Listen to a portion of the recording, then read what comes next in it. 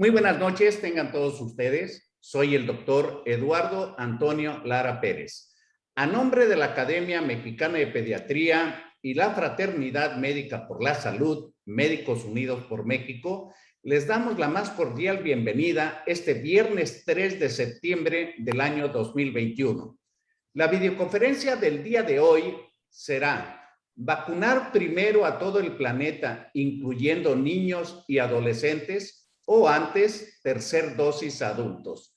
Y va a ser impartida esta conferencia por el doctor Enrique Chacón Cruz. Quiero presentar como preámbulo e inicio de esta conferencia una pequeña presentación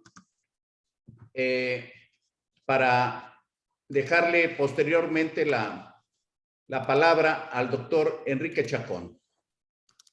Y sin más preámbulo me voy a mi presentación. Entonces, repitiendo, nuestra videoconferencia del día de hoy es vacunar primero a todo el planeta, incluyendo niños y adolescentes, o antes tercer dosis a adultos. Para hablar de este tema, tenemos al académico doctor Enrique Chacón Cruz, que es médico pediatra, hizo infectología pediátrica, maestro en ciencias en vacunología y desarrollo de fármacos, autor de múltiples publicaciones científicas nacionales y extranjeras, investigador y asesor en universidades nacionales y en el extranjero, investigador en México y Estados Unidos, experto en COVID-19 y ha participado en el diseño de 2 vacunas contra COVID-19. ¿Cuál es la situación de la pandemia en México y de manera global? A nivel global tenemos una gran cifra de contagios. La vacunación tal vez no esté en la proporción que todos quisiéramos, pero vemos aquí con respecto a las muertes por COVID, cómo va en orden descendente, y aquí tenemos a México con casi 260,000 muertes oficialmente confirmadas. Esta es la República Mexicana, y en la República Mexicana hay 9 estados que tienen más del 70% de contagios por COVID por 100,000 habitantes. Hay 3 estados, 19 estados, 3 estados con del 60 al 70, 5 estados del 50 al 60 y solamente un solo estado que tiene menos de 10. ¿Cómo se han comportado las defunciones con respecto a la semana epidemiológica? Esta es la primera ola, la segunda ola, y vean ustedes, seguramente por el efecto de la vacunación, cómo descendió de manera importante, y ahora vemos que se está incrementando nuevamente, y seguramente se va a analizar por qué, y podría adelantar que está afectando a aquellos no vacunados. Estos son los casos positivos y defunciones confirmadas. Y vean ustedes en la segunda ola cómo desciende rápidamente el número de casos y cómo vuelve a aumentar en la tercera ola, pero casi hay una diferencia con respecto a la mortalidad. Seguramente el efecto de la vacunación. Hemos visto también de los casos positivos, sospechosos y negativos, pero estas cifras se han modificado por varias razones. La primera de ellas es que se hacen más pruebas ahora para COVID, que se han liberado un poco la forma de hacer pruebas. Vean ustedes, acá casi estaba al 1 por 1, y acá pues ya hay una gran diferencia entre los que se hacen la prueba y los que salen positivos. Y vamos a repasar algunas de las cifras interesantes. En México hay más de 3,300,000 casos confirmados de COVID-19 con casi 260,000 defunciones. De las dosis administradas, hablan de 84,379,000. La gente vacunada totalmente rebasa los 33 millones, que corresponde al 26, poquito arriba del 26%. ¿Cómo está México comparado con otros países? Por ejemplo, Israel, que fue uno de los primeros que compró vacunas de Pfizer, tiene casos confirmados un poco arriba de 1 millón de casos y menos de 7,000 muertes. Menos de 7,000 muertes. Se han aplicado 13 millones y medio prácticamente, y está vacunado el total de su población el 60.47.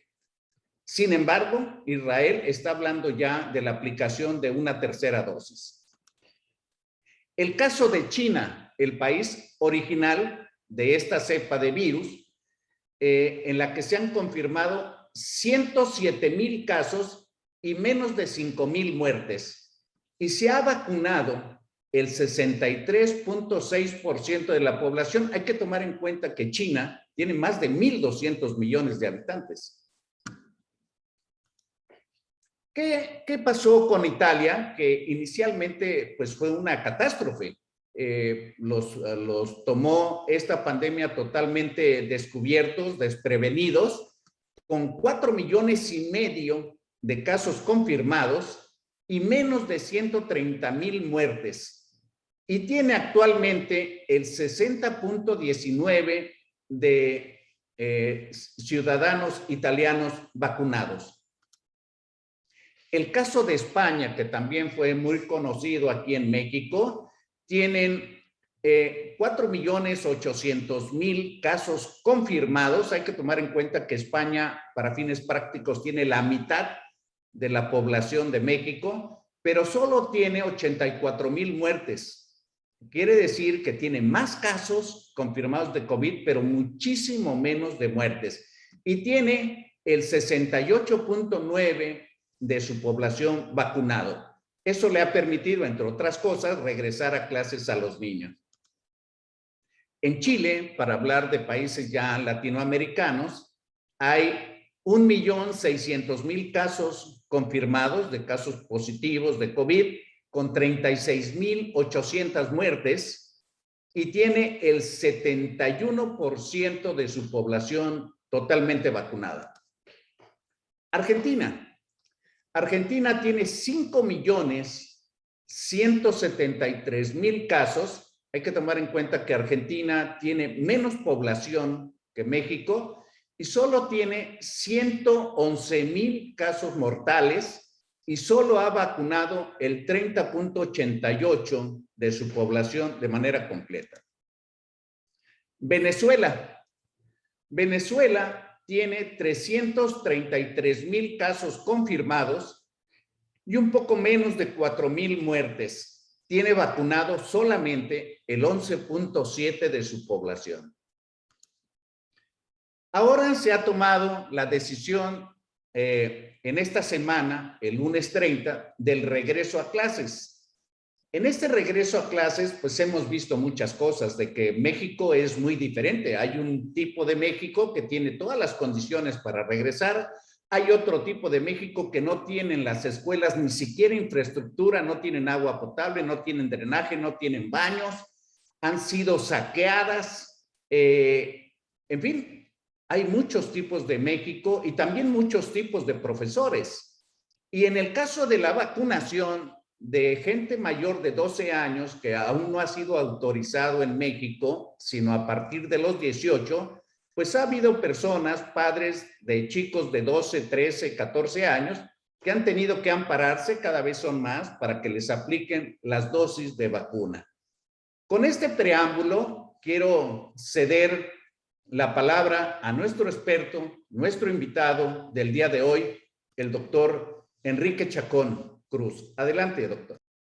Sí, muy buenas tardes. Es un gusto estar aquí con el doctor Eduardo Lara. Gracias por la invitación. ¿Sí se logra ver la presentación?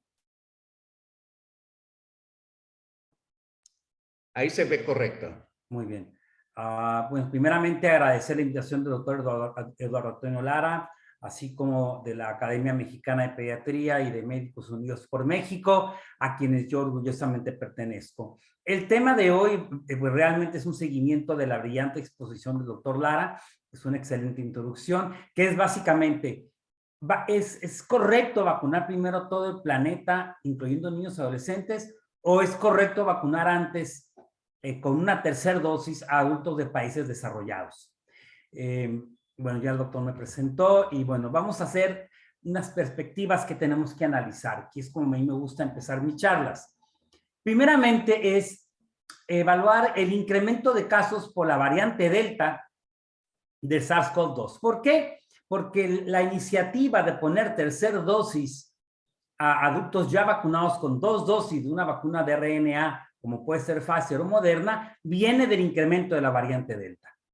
Entonces, en base a esto, vamos a ver cómo ocurren las variantes de SARS-CoV-2 y la importancia actual de la variante Delta como introducción. Posteriormente es la justificación de la tercera dosis, o también llamado booster, para todos los adultos en países desarrollados. Y vamos a hablar nada más de Estados Unidos e Israel, porque hay más.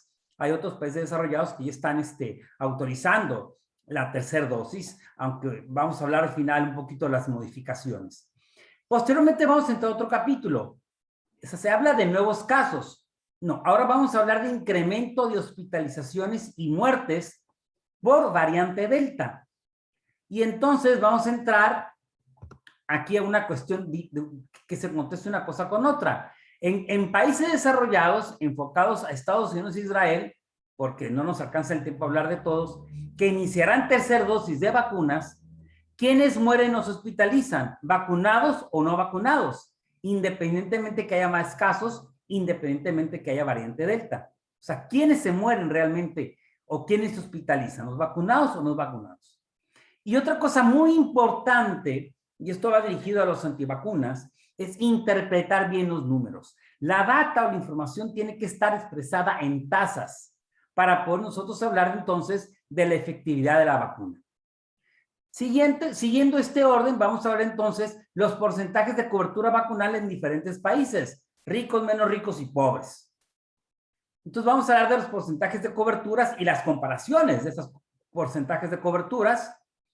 Vamos a hablar de la manufactura disponible y cómo se está distribuyendo en el mundo y el comunicado de la OMS en cuanto a la equidad de la vacunación a nivel mundial, tomando en cuenta que es una pandemia.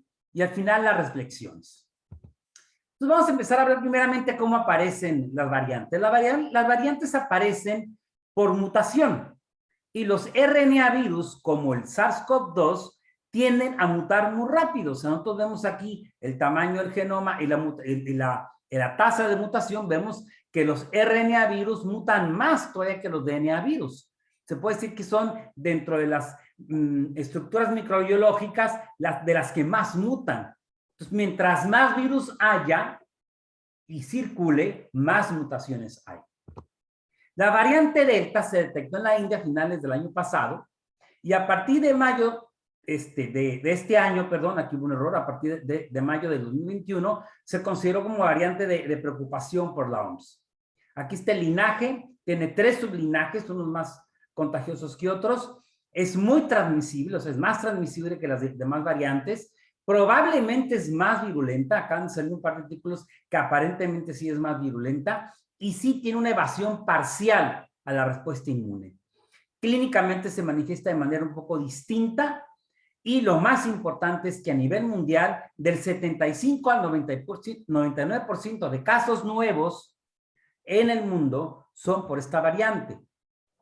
¿Qué se tiene que entender en la variante Delta en cuanto a su transmisibilidad? Tenemos que conocer primeramente la definición del R0. El R0 es un número básico de reproductibilidad.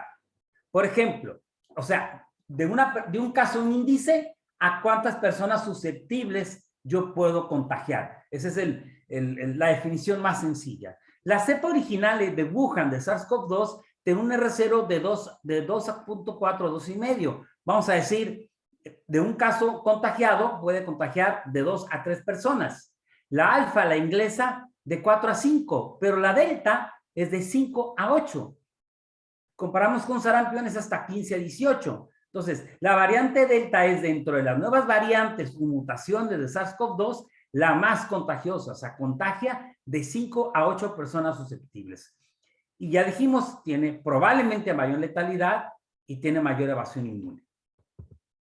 Y si vemos, como ya mencionamos, los porcentajes de variante Delta por país, hasta agosto 6 de este año, vemos que pues, varía del 75 al 99%. En México, con 491 muestras analizadas, 88% eran variante Delta hasta esta fecha. O sea, es una variante ya actualmente la que más circula. Eso no hay duda. Ok, vamos a ver la data de Estados Unidos. En base a lo que, ¿por qué justifican ellos la tercera dosis en adultos? Este es un estudio que habla de la efectividad de la vacunación con la vacuna de Pfizer en personas que están en adultos mayores que están en casas hogares. Y vamos a ver el periodo pre-delta, intermedio y delta, tanto para cualquier vacuna de RNA como la de Pfizer, como la de Moderna. Si vemos en el periodo pre-delta, la efectividad ajustada, o sea, antes de la variante delta, era para todas las vacunas de RNA del 75%, similar para Pfizer y Moderna. Durante el periodo que empezó delta bajó a 67%, 70% con Pfizer, con Moderna, y ya después, ya dentro del periodo delta, la efectividad, o sea, los casos nuevos, bajó a 53% la efectividad. O sea, definitivamente sí hay más casos nuevos en pacientes, incluso vacunados, durante el periodo de variante Delta. Lo mismo sucede en pacientes que están en la trinchera, en la parte médica de enfermería, en la trinchera, los que están atendiendo pacientes en los hospitales. Vemos que de los totalmente vacunados, en cuanto a la efectividad de la vacuna, vemos que entre 14 y 120 días, vemos que la efectividad ajustada es del 85%, de 100 a 149 días después de la vacunación, la efectividad baja a 81%, y después de 150 días después de la vacunación, la efectividad baja a 73%. Analizando solamente pacientes que tuvieron variante Delta, totalmente vacunados, la efectividad de la vacuna fue del 66%. Entonces, dicen, la efectividad está bajando después del tiempo, después de 150 días, por lo tanto, después de 150 días, tenemos que hacer un refuerzo. Pero vamos a analizar esto de una manera más estricta. Y este es un artículo de Nueva York, de los Estados Unidos también. Es una gráfica por diferentes edades, aquí es de 18 a 50, aquí es de 50 a 64. Yo no quiero que veamos todas las rayitas, todas las líneas. Vamos a ver nada más la línea azul, la línea moteada azul y la punteada arriba. Vamos a ver entre los 18 y 50 años, aquí están los totalmente vacunados, casos nuevos, y vean, se incrementan. Pero ¿en quiénes se incrementan más los casos nuevos de COVID? En esta línea punteada, que son los no vacunados. Y la efectividad baja del 90 a un 70 y tantos %. Similar en 50 a 64 años. Los casos nuevos aumentan, pero no se compara a los casos nuevos en los no vacunados, que es la línea punteada, y la línea moteada, vemos que la efectividad baja un poco. En adultos mayores de 18 años, igual, los casos nuevos aumentan, pero son principalmente no vacunados, y en la línea interrumpida, por decir así, que son los no vacunados, es donde se ven más los casos nuevos y la efectividad baja. No se diga en mayores de 65 años, donde hay más casos nuevos de SARS-CoV-2 por la variante Delta, pero se ven mucho más en los no vacunados, y la efectividad no baja tanto en este rango de edad, de un 94 a un 90. Si se dan cuenta, sí hay nuevos casos, pero son principalmente en no vacunados. Ahora, este mismo estudio de Nueva York, analizando hospitalizaciones nuevas, no nuevos casos, hospitalizaciones nuevas. Entre 18 y 50 años, vean, la línea no punteada, o sea, la línea azul, no hay más número de nuevas hospitalizaciones con todo y variante Delta. En cambio, la línea interrumpida, hay un discreto incremento de hospitalizaciones. Básicamente, la efectividad de la vacuna se mantiene. Entre 50 y 64 años, igual, la línea azul no interrumpida, un discreto incrementito, pero se afecta, aquí sí hay un incremento de hospitalizaciones en no vacunados y la efectividad baja cualquier cosa en cuanto a hospitalizaciones.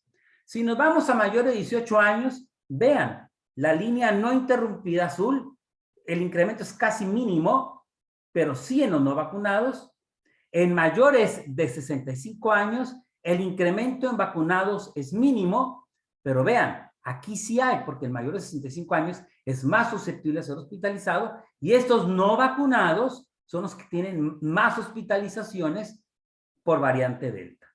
Y la efectividad baja un poquito. En resumen, en este estudio de Nueva York, sí hay casos nuevos por variante Delta de manera importante, pero son más en pacientes no vacunados que en vacunados. Sin embargo, en cuanto a hospitalizaciones se refiere, afecta predominantemente a no vacunados con una mínima afectación a los vacunados completamente. Este estudio de Los Ángeles, también en Estados Unidos, vemos en el cuadro de arriba los casos por 100,000 nuevos y en el de abajo las hospitalizaciones por 100,000. La línea negra es en no vacunados. Si se dan cuenta, tanto los casos nuevos como las hospitalizaciones, que son por variante Delta en su mayoría, se presentan en no vacunados. O casos nuevos un poquito, también en los vacunados, pero las hospitalizaciones prácticamente incrementaron casi nada en los vacunados. En resumen, en los Estados Unidos, y son cifras del CDC, ¿hay incremento de casos por variante Delta? Sí. ¿Hay cierta pérdida de la inmunidad al paso del tiempo contra la variante Delta? Sí. Pero la consecuencia es algunos casos nuevos, pero no ha habido un impacto con esta pérdida, que es una pérdida relativa de inmunidad, sobre hospitalizaciones y muertes. Israel, ya se mencionó. El doctor Lara, la importancia de Israel. Israel, este es un estudio muy bonito que simplemente compara pacientes completamente vacunados y cuántos se hacen positivos a SARS-CoV-2 después de la vacunación completa. En azul está aquellos pacientes que tienen menos de 146 días que recibieron las 2 dosis y vean, aquí están el porcentaje de o sea, un 1% de infección, independientemente de la edad, de infección, no de gravedad. Después de 146 días, y si recordamos en Nueva York, era después de 150 días, se incrementa a 2 o hasta 2.5% el número de infecciones nuevas. Estamos hablando de 1 a 2.5% más de infección después de 146 días. O sea, no de 1 a 50%, de 1 a 2.5. Pero ok, hay más infección, como que se pierde un poquito la inmunidad. Pero vamos a ver lo que nos interesa, los casos severos. Y vemos que en los jóvenes, los casos severos que están en naranja, prácticamente es en no vacunados. Los no vacunados son los que se enferman severamente, los que se hospitalizan. Los parcialmente vacunados en amarillo, un poquito, sí hubo un incremento, principalmente en mayores de 90 años, y los completamente vacunados se empiezan a ver que están en verde, casos severos, pero hasta después de los 60 años. Pero mínimo comparado a los no vacunados. Y esta gráfica habla de casos severos en mayores de 60 años por 100,000 habitantes. Y vean, de nuevo, los casos severos que están en color rojo, rojo-naranja, están en los no vacunados, parcialmente vacunados, menos de 50, y los completamente vacunados, ha habido un discreto incremento de casos severos en mayores de 60 años, pero es mucho menor a los no vacunados. Otra cuestión, también basado en el estudio de Israel, es la interpretación de la data. Este es un cuadro que dice casos severos en Israel. No vacunados, 214, totalmente vacunados, 301. Pues entonces, si yo veo estos números, que es lo que usamos antivacunas, pues las vacunas no funcionan. O sea, hay más casos severos en totalmente vacunados que no vacunados. Pero eso es absurdo. Eso es simplemente no interpretar la data. O sea, las tasas. ¿A qué nos vamos con esto? Estos son los grupos de edad y vemos la población en porcentaje no vacunada y vacunada. Claro, niños pequeños todavía son más no vacunados que vacunados porque apenas están todavía llevando a cabo la vacunación. Pero vámonos a las edades mayores, ya a partir de los 30 años. Vamos a ver que el 80% o más de las personas en Israel están completamente vacunadas y solamente un porcentaje muy bajo, máximo 16%, no están vacunados. Por lo tanto, el denominador es mucho mayor para los vacunados que para los no vacunados.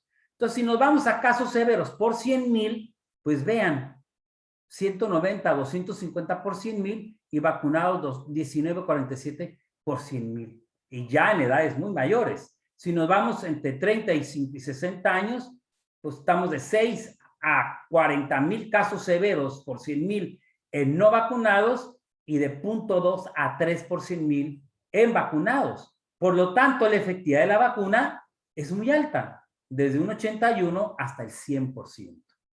O sea, los casos severos son mucho más en proporción en no vacunados que en vacunados. Hay que interpretar bien la información. Ahora, este es un estudio muy interesante también que habla el porcentaje de cobertura de vacunación alta disminuye la velocidad de mutación y aparición de la variante Delta. Entonces, cuando tenemos menos coberturas, tenemos más mutación y aparición de variante Delta. Si tenemos más cobertura de vacunación, como en Israel o Reino Unido, tenemos menos mutaciones y menos aparición de variante Delta. Entonces, ¿qué sucede aquí? En estos países que tienen alta cobertura, con menos presencia de Delta y que no tienen mayor mortalidad, simplemente más número de casos, ya quieren tercer dosis, y países que están acá, que tienen una población muy alta, Indonesia, India, que tienen coberturas más bajas, tienen más variante Delta, tienen mucho más gente no vacunada, pero aquí ya quieren tercer dosis y aquí no han completado las 2 dosis. Y aquí habla simplemente de lo que más quiero yo recalcar, la inequidad de vacunación. Países con alto ingreso, vean, hasta 3,000 millones de dosis. De upper middle income o mediano ingreso, que México está aquí, tenemos esto. De bajo ingreso en rosa, mucho menos vacunas, y los de bajo ingreso, o sea, menos de $1,200 dólares de Producto Interno Bruto per cápita, así es como se clasifica. México tiene más de $9,000 per cápita de Producto Interno Bruto, y estamos en el azul. Los de bajo ingreso es la línea roja que se ve aquí. O sea, no se han vacunado nada. Estamos hablando que el 2% de estos países han vacunado en cobertura contra, en promedio, los de alto ingreso, 56%. Estamos ante una apartheid de vacunación. Es un problema económico, es un problema político, es un problema social. ¿Qué está haciendo COVAX? COVAX, en teoría, tiene que llevar hasta 2,000 millones de dosis al final de 2021 para tratar de ayudar a controlar la pandemia. ¿Por qué? Porque la pandemia es del mundo, no solo de los países desarrollados. Pero ¿realmente vamos a lograr esto? Por eso lo interrogo. Esto es data del UNICEF y es muy reciente. Vamos a ver la capacidad de manufactura de vacunas a nivel mundial a finales de 2021, que es esta, que en total vienen siendo 8.6 mil millones de dosis que se van a producir o manufacturar para finales de este año, independientemente del tipo de vacuna. O sea, 8.6 mil millones de dosis. La población mundial está cerca de 8,000 millones de personas, de las cuales 3.3 mil millones en países pobres, o sea, países pobres, abajo de 1,200 y tantos dólares per cápita de Producto Interno Bruto. O sea, el 42% de la población no se ha vacunado casi nada. Y aunque se tienen destinados 2,000 millones de dosis por COVAX a estos países, solamente se han garantizado al día de hoy 217 millones de dosis para esta población de 3.3 mil millones. Y el costo unitario de las vacunas va de 2 a $37. Entonces, realmente, esto no tiene sentido. Y otra, los niños y adolescentes, ya dimos una plática hace poco de esto, ¿Es la carga de enfermedad por COVID-19 en niños y adolescentes alta? Sí, aun cuando los niños se enferman menos y se mueren menos que los adultos de riesgo, tenemos cientos de muertes en México, miles de muertes en Estados Unidos y los casos cada vez crecientes de MISC. Tan solo en Latinoamérica tenemos ya más de 900 con más de 40 fallecimientos. Y la red que coordina el doctor Ulloa en Costa Rica, de la cual yo pertenezco. En relación a los casos de miocarditis, ya hablamos que los casos de miocarditis asociados a las vacunas de RNA en jóvenes, adolescentes y adultos jóvenes son miocarditis muy leves, autolimitadas, y por mucho se justifica más la vacunación que el riesgo de dicho efecto colateral, que es muy raro, es autolimitado y no es grave. Ahora, ¿queremos controlar la pandemia? ¿Es necesaria la vacunación a niños y adolescentes para controlar la pandemia? Sí, y más con la variante Delta. Si nos están hablando del 70% de inmunidad de rebaño. La inmunidad de rebaño es una fórmula matemática que es 1 menos 1 sobre el R0 por 100, y ustedes pueden hacer el cálculo. Si le damos un R6 a la variante Delta, puede ser hasta de 8, le damos un 6, requerimos vacunar 83.33% de la población. Y México ya cerca del 90% de las variantes circulantes son Delta. Entonces ya no ocupamos 70%, ocupamos 83% como mínimo. Y el 30% de la población es menor a 18 años. Aún vacunando 100% de los mayores de 18 años, no vamos a controlar la pandemia bien si no vacunamos a los menores de 18. Y ya sabemos que los niños pueden ser más transmisores que los adultos. Reflexiones. La pandemia involucra al mundo. Si no vacunamos al mundo, no controlamos la pandemia. Las variantes disminuyen al vacunar más y viceversa. Aumentan más al vacunar menos. La migración es un hecho. Por lo tanto, la transmisión de SARS-CoV-2 también. Por lo tanto, si no vacunamos equitativamente al planeta, tendremos mayores variantes y mayor transmisión de las mismas, incluyendo la Delta y las que puedan venir. Entonces, si queremos detener las variantes, y tenemos una manufactura que todavía no está del todo completa, el no vacunar a países pobres y sí vacunar con tercera dosis a países ricos no es ético y además es riesgoso para poder controlar la pandemia. Y obviamente vacunar a niños y adolescentes es esencial tanto para protección directa como para contener la pandemia. Y bueno, esta es una palabra de Nelson Mandela. La equidad de vacunas no es posible, es solamente imposible hasta que se lleve a cabo. Gracias. Muchas gracias, doctor y académico Enrique Chacón, por tan excelente presentación. Creo que queda muy claro. Sin embargo, yo tengo que preguntarle, o sea que al vacunar tercera dosis en la población adulta de países desarrollados, ¿se pone en riesgo vacunar a países en vías de desarrollo? Sí, sí, es una excelente pregunta. Se pone en riesgo porque la capacidad de manufactura no alcanza todavía para vacunar a todo el mundo.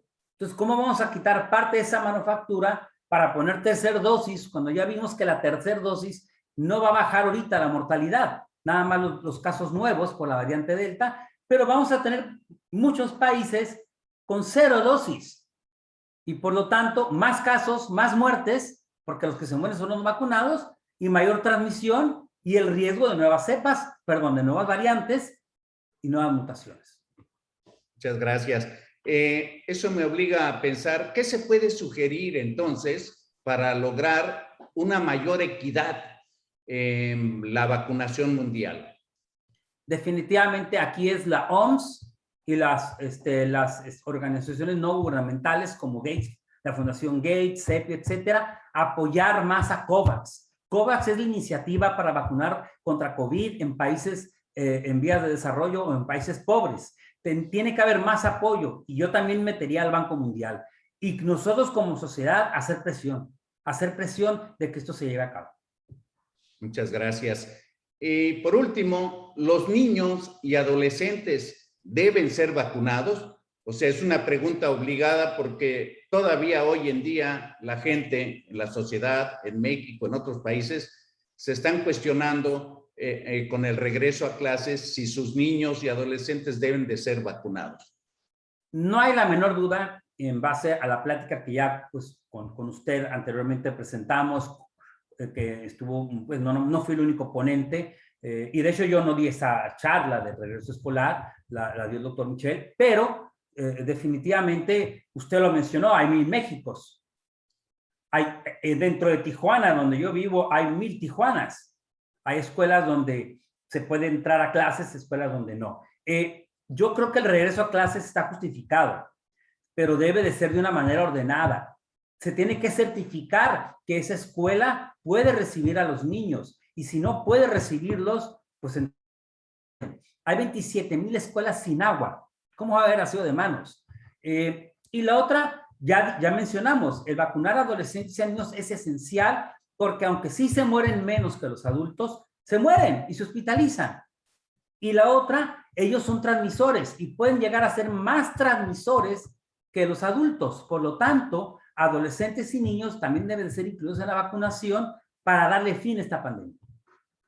Muy bien, muchas gracias. En esta semana hemos visto pues que aún a pesar de la decisión del gobierno de México del regreso a clases, muchas familias, muchos padres de familia han decidido dejar a sus niños en casa aún y no regresar a clases presenciales. Otras escuelas han hecho sistemas de una presencia gradual, dividida e híbrida, pero definitivamente que hay en comunidades que no se tiene ni lo más mínimo. El gobierno de México ha tenido más de 14 meses para ir trazando una estrategia en educación y el regreso a clases, y sin embargo vemos ahora que la estrategia que sugiere el gobierno de México con la Secretaría de Educación son buenas intenciones, pero no toman en cuenta los recursos económicos que se generan. Por ejemplo, hay escuelas, si se tuviera un diagnóstico situacional, se hubiera visto en las diferentes comunidades que hay escuelas que carecen de agua potable, que no tienen drenaje, que no tienen baños, que han sido saqueadas, que no tienen en ocasiones ventanas o techo incluso, y que aún así, pues los niños y los padres desean que regresen a clases. Todo el mundo lo vemos necesario. Creo que se necesita, es una buena reflexión, el decir que se tiene que plantear una idea multidisciplinaria para el regreso a clases, y definitivamente apoyo totalmente lo dicho por el doctor y académico Enrique Chacón con respecto a la vacunación universal. En México vamos desfasados de los propios cálculos del gobierno federal, que consideraba que a estas alturas ya tendríamos la población totalmente cubierta. Sin embargo, el ritmo de vacunación, que es bastante lento, pues está dificultando el que se pueda pasar en cosas autorizadas en otros países como Estados Unidos, en el caso de la aprobación de Pfizer a partir de los 12 años, y que nuestra población aún no se autoriza. Seguramente se va a autorizar en un futuro. Ojalá y así sea. Y parece ser que la tendencia es que no tarda mucho tiempo en que en otros países se anuncie que ya se va a vacunar a menores de 12 años. ¿Usted tiene alguna información de esa, doctor Chacón? Sí, digo, todavía no está pública. Los estudios menores de 12 años ya han terminado en algunos lugares, pero todavía el documento, por ejemplo, a la FDA en Estados Unidos o a LMA en Europa, que son las agencias regulatorias, todavía no lo han aprobado. Esa es una burocracia que, aunque sea acelerada, no se ha terminado. Si la agencia regulatoria todavía no lo autoriza, no pueden empezarse a vacunar menores de 12, pero yo creo que no tarda en hacerse. Y el ejemplo ahorita es China. China ya vacuna a partir de los 3 años. Muchas gracias. Pues como siempre digo, me gustaría que dejara un mensaje final para la gente que va a ver este video en nuestro canal de YouTube, que lo pueda revisar, y pues, ¿cómo concluiría usted esta videoconferencia, doctor Chacón? ¿Qué mensaje les daría?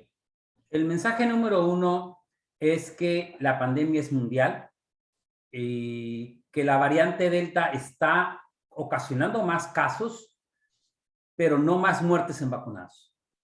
Por lo tanto, antes que pensar en una tercera dosis para adultos en países desarrollados, debemos primeramente de poner la primera y segunda dosis en países en vías de desarrollo. No podemos ser tan injustos, tampoco éticos. Esto es un problema mundial. Claro, si se trata de una persona con cáncer, trasplantada, estoy de acuerdo en la tercera dosis ahorita, pero no de manera universal. Y dos, hay que vacunar niños y adolescentes. Hay que protegerlos a ellos, aunque se mueran menos que los adultos, y además hay que detener la pandemia y solamente vacunando a esa población vamos a poder contenerla. Muchas gracias, académico doctor Enrique Chacón Cruz. Definitivamente más claro no puede ser. Vacunando a la población mundial, todos salimos beneficiados. Recibiendo una tercera dosis de unos cuantos de la población mundial, va a seguir la pandemia y sus diferentes cepas. Muchísimas gracias, doctor y académico Enrique Chacón, a nombre de la Academia Mexicana de Pediatría, de la Fraternidad Médica por la Salud, Médicos Unidos por México. Le agradecemos su participación y les invitamos a todos ustedes para que nos sigan en nuestro canal de YouTube, donde tendremos esta videoconferencia y también las anteriores. Muchas gracias y hasta pronto.